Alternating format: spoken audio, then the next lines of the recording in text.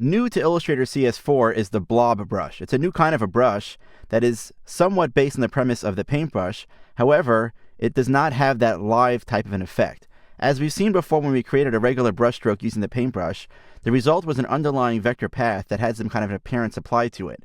If you wanted to then edit or work with that particular path, you needed to expand the appearance of that particular stroke. Well, with the blob brush, it actually draws expanded paths as you create and paint with it. And the beauty of the blob brush also is that as you begin to paint over additional strokes or existing strokes, it automatically merges with those.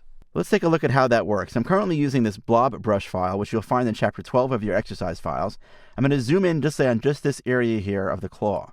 Let's say I wanted to paint this. I currently have this object which I've locked so that it does not get in the way, but I want to use it as a base for the artwork that I'm going to draw. I'll go ahead and I'll select the blob brush that's right here. And in fact, if you double click on it, you notice that it has a lot of the settings which are very similar to the calligraphic brush. In fact, it's extremely similar to the calligraphic brush in ways that you can choose size, angle, and roundness, and also have them based on not just fixed settings, but also pressure-based settings as well. In fact, I'm going to change the size over here to have 10 point, but based on pressure. I'm going to have the variation also set to 10 point. This will give me the beautiful thick and thins that I would get with a pressure-sensitive pen. And I'll set the angle and roundness set as 0 and 100 here as well. But you'll also notice that combined with the settings for calligraphic brushes, I also have the settings that you would find for the paintbrush tools. I'm going to go ahead and right now leave everything just as they are by the default setting and click OK. Now watch what happens when I start to draw. As I begin to press very lightly, I can create very thin and thick strokes as well. But as I begin to adjust or other parts over here, if I go into the outline mode here, you'll see that I'm beginning to see these are combined now into one shape. In fact, let me press undo for a second here and kind of show you as I move to the side here what this looks like in outline mode. If I go ahead and I press thin and thick, see how that turns into not one single path through the middle, but actually expands. And as I begin to add additional paths as well, it merges and it automatically creates one complete shape as well. This is fantastic when you're trying to create a shape with inking, so on and so forth, some kind of technique that really allows you to create one overall shape that you can apply either effects to. It does a great job on that. So let me actually zoom out a little bit, go back into my regular preview mode.